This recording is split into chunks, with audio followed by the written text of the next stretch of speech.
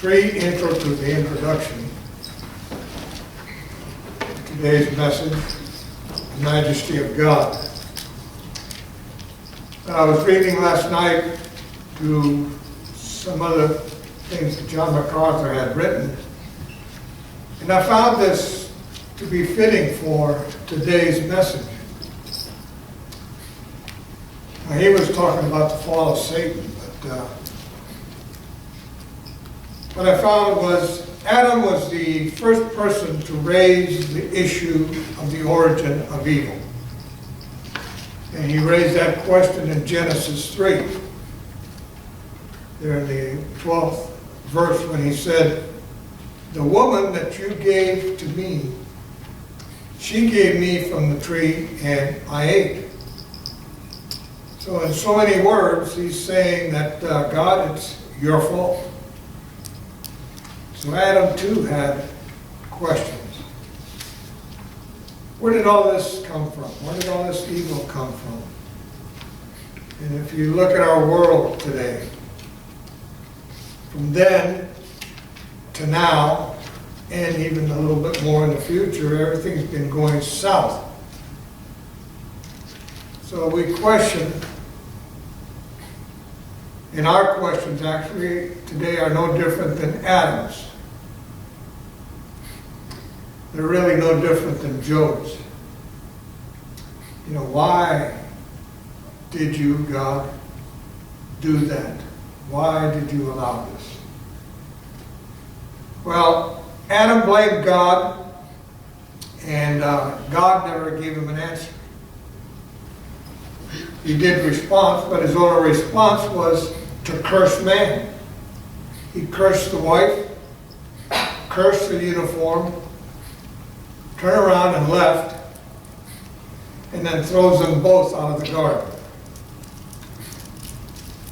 So God's unwillingness to defend and justify himself indicates that he is clearly claiming to be sovereign, to have the sovereign right to do whatever he wants to do, and be trusted for it, to be honored for it, and whatever suspicions that may arise in our fallen minds, God does not, and he will not, defend himself. If you would have been present at the creation,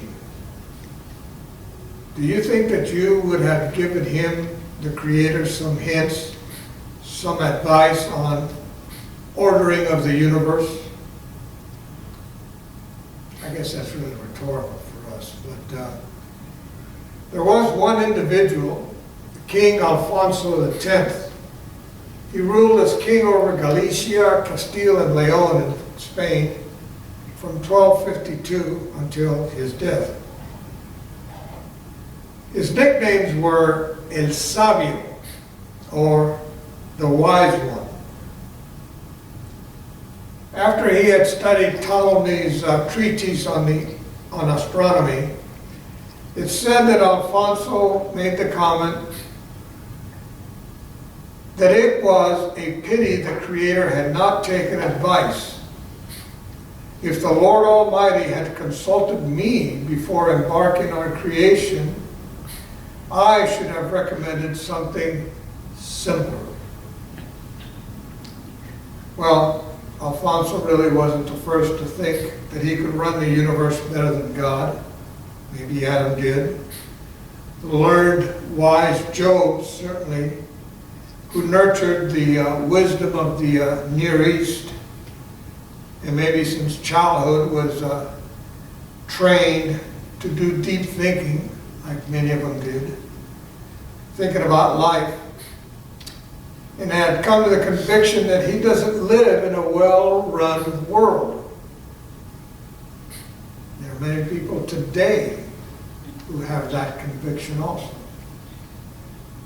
He has questioned the wisdom by which the Almighty is governing this world. It appears that he too could have probably given the Creator a little bit of useful advice, some hints for ordering the universe, like not condemning a righteous man to misery. That's his problem.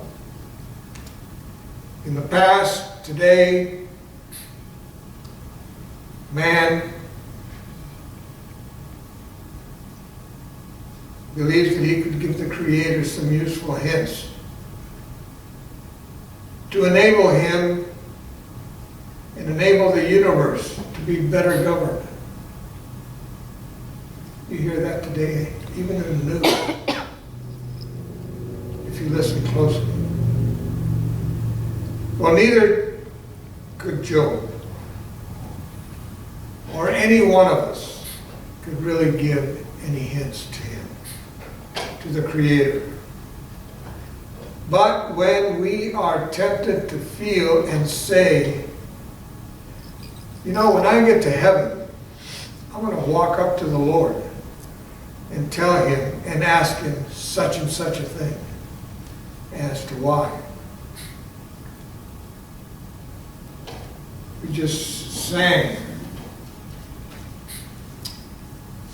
Let's see if I wrote it down.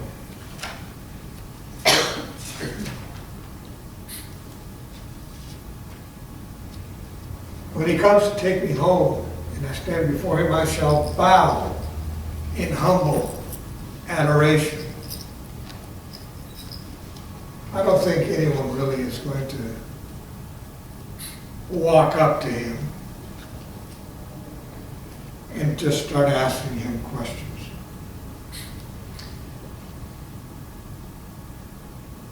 Many say it jokingly, but what comes out of the mouth comes from where? The heart. So what has Elihu or Elijah contributed up to this point where we're at? We're coming up to chapter 38. He raised Job's level of awareness of God's sovereignty, his majesty, the beautiful majesty of God.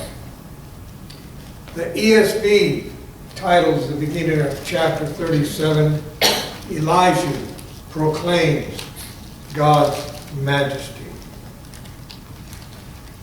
So here we are, chapter 38, and guess what? God speaks.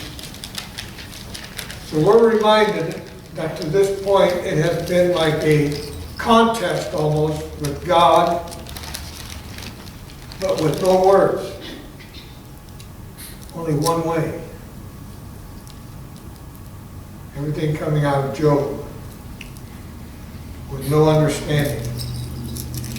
Job has been maybe a little bit too rude, running his mouth, lots of words without knowledge. A lot of questions. But God has been silent. Well, now what happens is something really astonishing. And it's what Job has been desiring all the time, and maybe also feared. God speaks, and he does so directly to Job. I hope you all don't mind my finger pointing. I guess that's a Latin thing.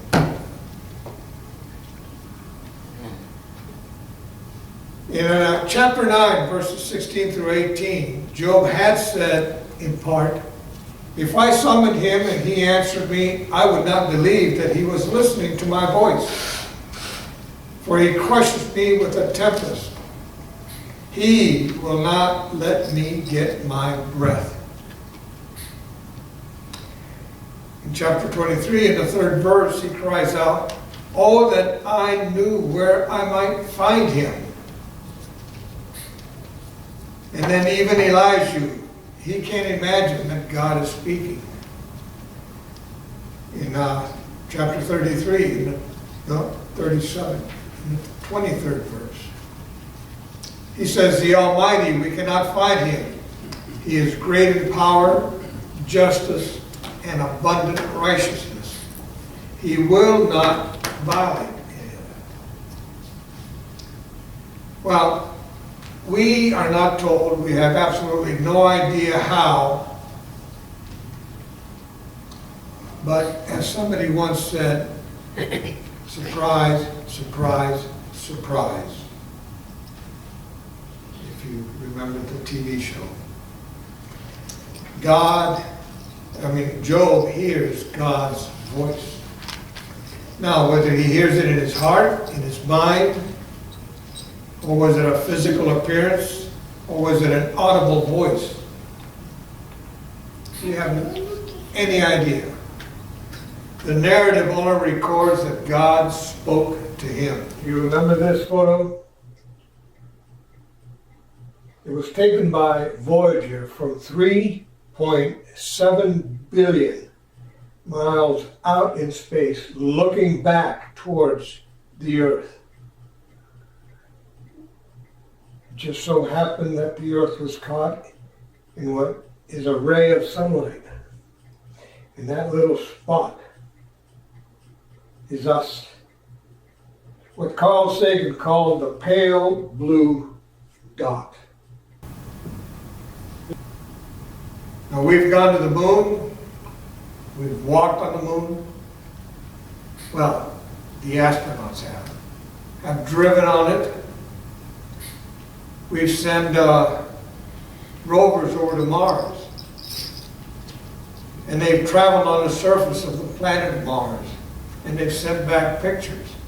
And it's amazing. Our generation, from the last century, 19th, and now the 20th, and now the 21st. We've seen a lot of marvelous things that have occurred.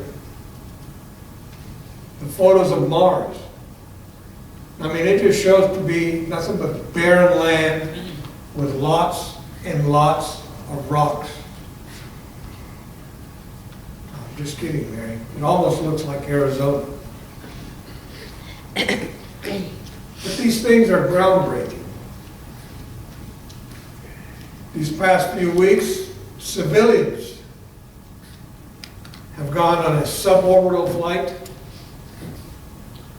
and then 4 orbited the planet, I think for about 2 or 3 days, and came back in. Now, they won't call them astronauts because they're not military. Well, I'm sorry. You can't call them astronauts because naut is a Voyager, astro is the stars. For the Russians or the Soviets, we call them cosmonauts, the same thing. Anyone who travels. If you like to go in the water, you call it aquanaut. Well, here we have the solar system. The Hubble telescope has shown us millions upon millions of galaxies that are out there in that vast universe. And there's still more that the Hubble telescope hasn't been able to pick up. There's galaxies that are hundreds, thousands of times bigger than the galaxy in which our system is located. So just how vast is this universe? And just think that God made it all. All.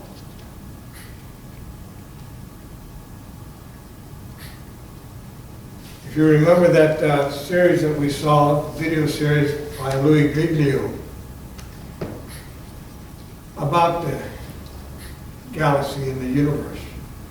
I think that would have been a great intro to chapter 38. And I was mentioning to Jean, I think I might try to work something up where we could view that video series again, because it is amazing. And to think that God spoke and brought everything into being. He spoke words. He made everything out of nothing, out of non-existence. So it's not that nothing from nothing is nothing, nothing from nothing makes something. Well, that's how we understand it in our biblical, in our scriptural view. He caused it. So where were you when I laid its foundations? We pick up in verse 22 of chapter 38. It says, have you entered the storehouse of the snow? Or have you seen the storehouses of hail? Have you all seen, I'm sure you have, photographed pictures of a snowflake? Not the political one. I'm talking about a real snowflake. Okay? They are beautiful in their design. And no two snowflakes are alike. No two have similar designs. They're just like our fingerprints. All of them are different. The hairs on your head.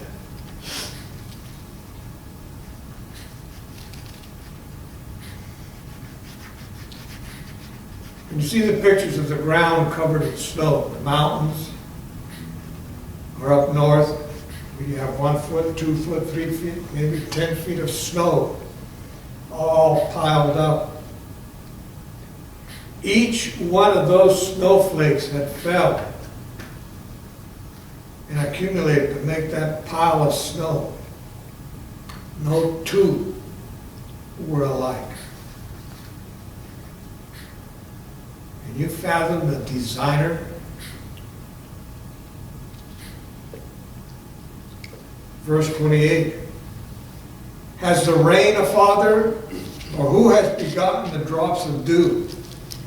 Can you bind the chains of the Pleiades, the 7 sisters, as my mother called them, or loose the cords of Orion? Can you lead forth the Mazzaroth, which really literally means the garland of crowns? And in context, it's of the astronomical constellations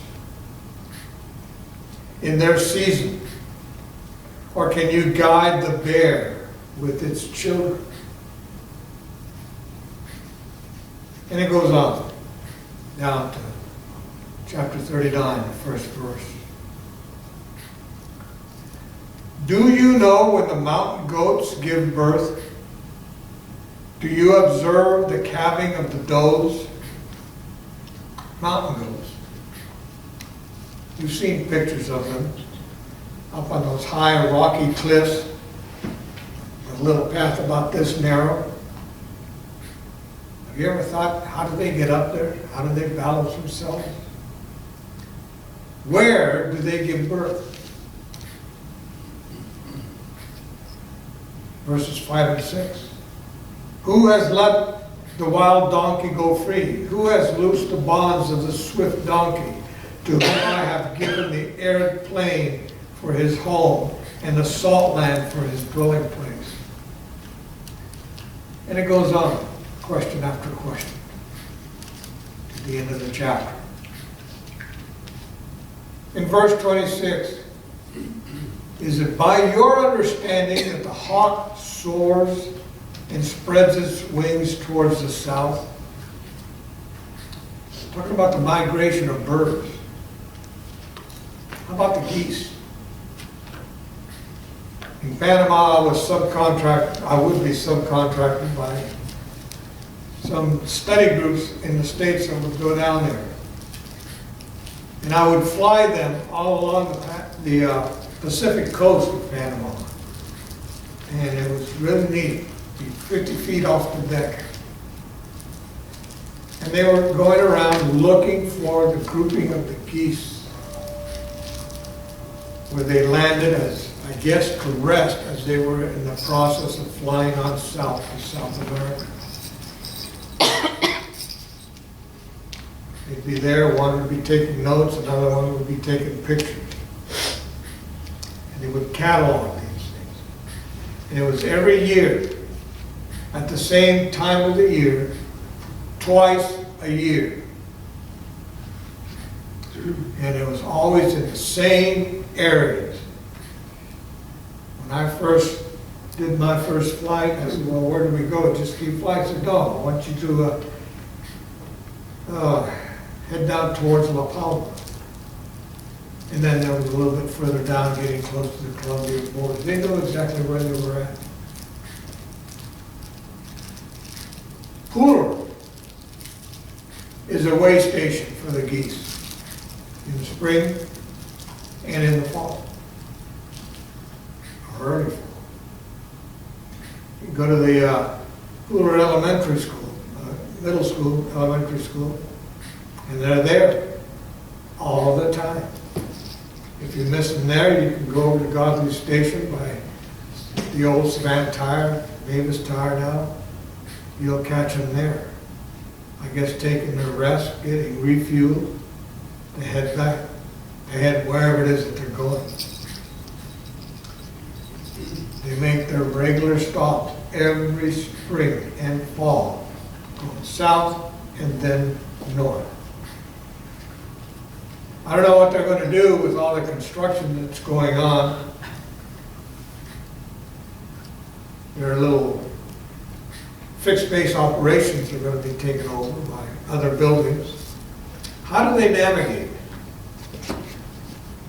How do they learn? What schools do they go? Do they use time distance heading? Do they use Loran system for navigation?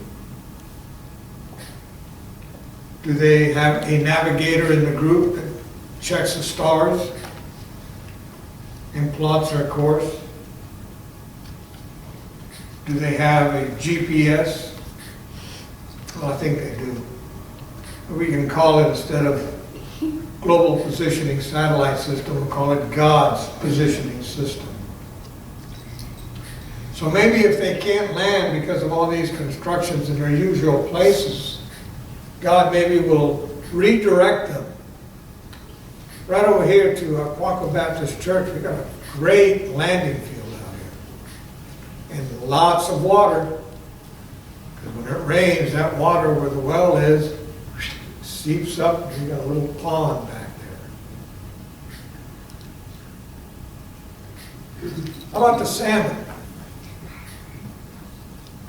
I did get all my learning from the planet Earth by watching Richard Attenborough's documentaries. But how about that? How about that? They're hatched inland someplace on a small lake, river, or stream.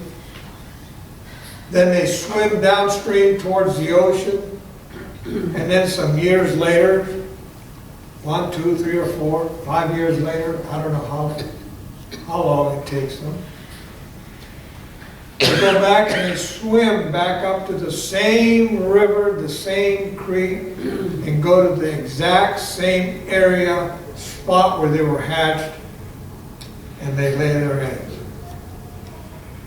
You know who else knows? The bears.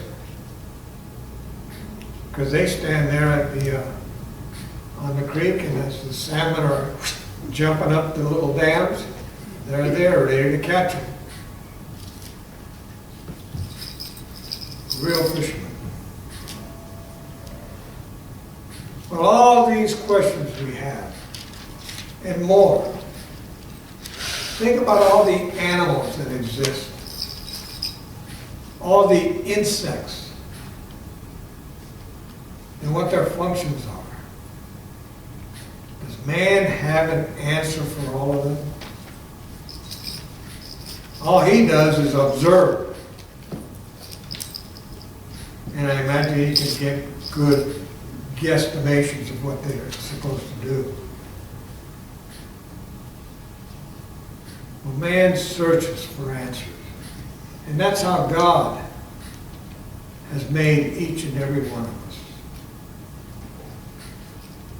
In Genesis 1, it tells us that we're made in the image of God. We're made to research, to find knowledge about the creatures that we share this earth with, about the universe.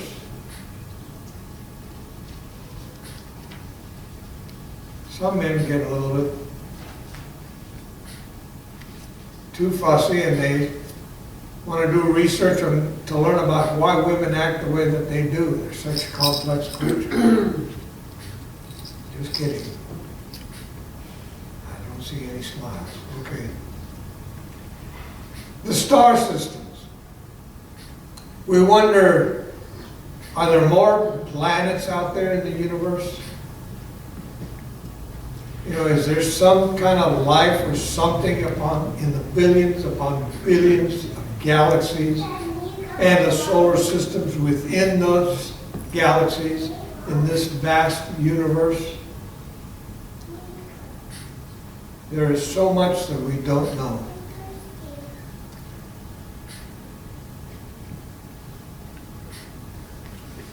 So much than what we do know. Scientists cannot even agree hardly on anything. Well, God comes to Job and he starts asking him these questions. Right in the middle of his suffering. Look, he's lost his property. He's lost his wealth. He's lost his 10 children. He's lost, we think, the respect of his wife. He's lost his health. He's dying. He's nothing but skin and bones. And what does God do? Starts asking him 50, 60 questions. You're lying there in the hospital, and here comes a pastor or minister or Lady Wasson, and he starts asking you questions.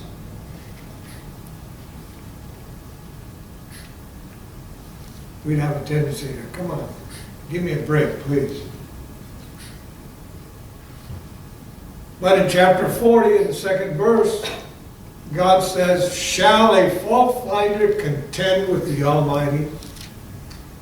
He who argues with God, let him answer. So God's calling Job a fault finder. Job sees himself in trouble and passes the blame over to God. We find ourselves in some kind of predicament, and what do?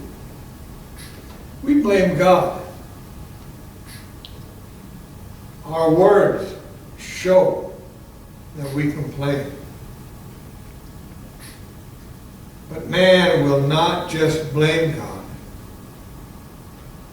There's going to come a time, and some do now, where they curse God. In Revelation 16, chapter 20, where it just talks, I'll use the 20 down to the 11th verse. The fifth angel poured out his bowl, poured it out, didn't sprinkle it out, just threw it all down on the throne of the beast, and its kingdom was plunged into darkness. People gnawed their tongues in anguish and cursed the God of heaven for their pain and their sores. And they did not repent of their deeds. Now, obviously, this will be during the time of the tribulation. But how often today do you hear someone curse God? Use his name in vain when they are in some kind of pain or suffering or something goes wrong. Or when they curse silently in their hearts. They're in pain. What's the first word out of their mouth is, God damn.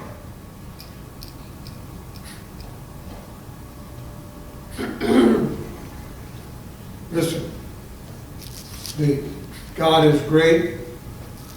God is big. His knowledge His understanding, and His wisdom.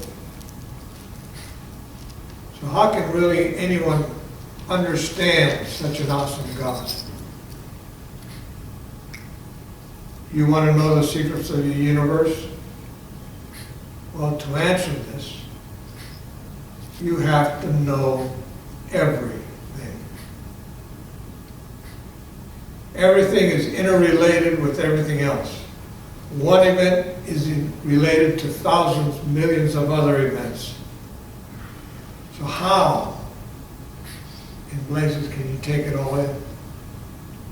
You can't. Don't kid yourself. I can't. God is ordering the universe. The end from the beginning. And He does it all at the same time. Can anyone do that? Can you do that? Can I do that? No. Can we fathom all of that? I don't think so. Because no one is God. So the important lesson that we learn is that there is only one God.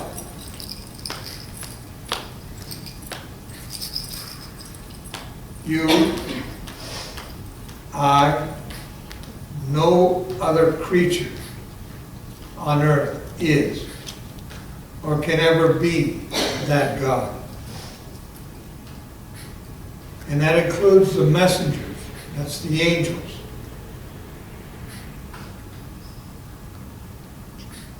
Especially mere mortal men. It doesn't matter what position that they are in. Look what happened to Nebuchadnezzar. When he forgot who he claimed to be the Almighty God.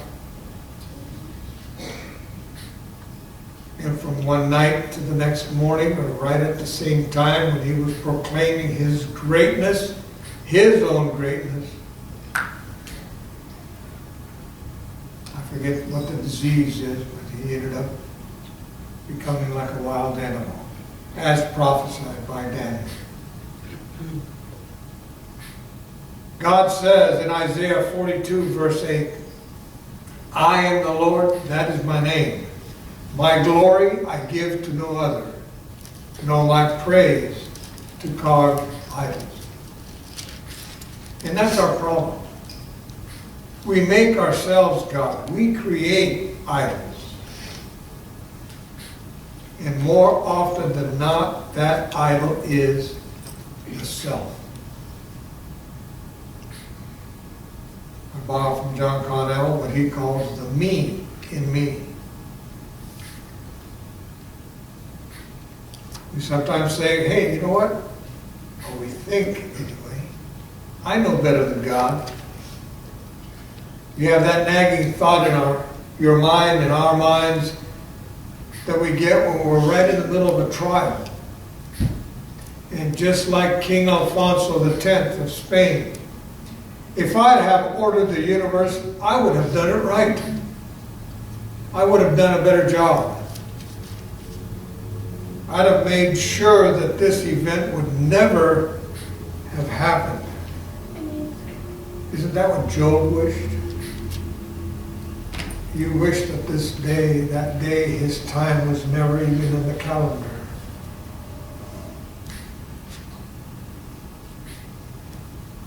You have those movies where you have time travelers from the future that go back in time to change things in the past so that the future would be better. God comes to Job and he challenges him. And we got two things. God is great, but man is small. He's small in the overall big picture, the grand scheme of things. Job, man, is small. He's but a speck of dust in the universe. Not even visible in that photo we saw of that little pale blue dot from 3.7 billion miles away.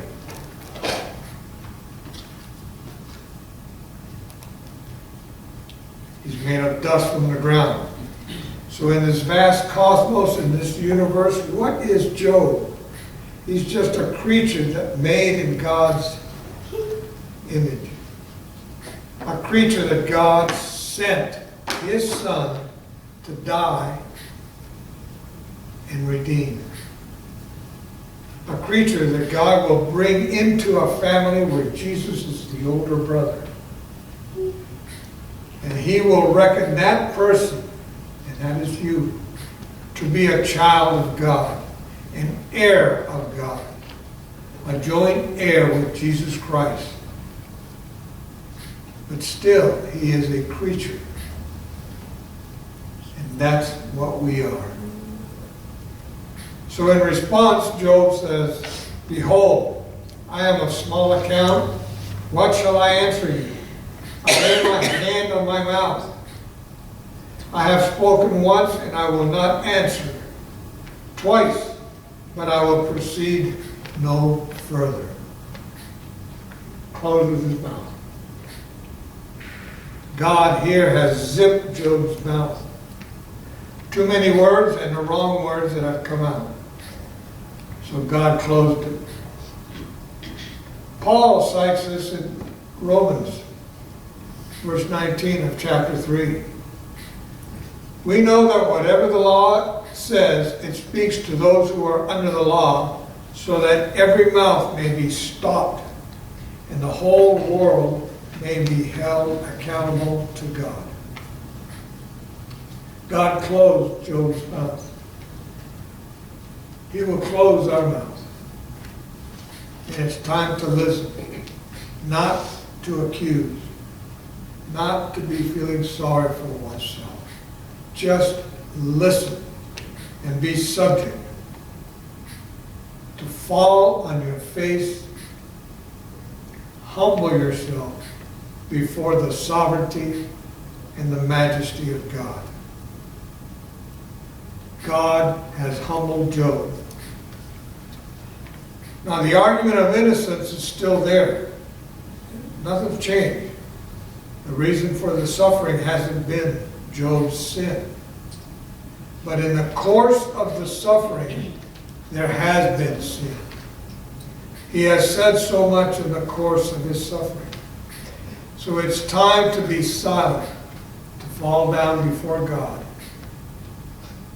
and be silent, that God may be all in all.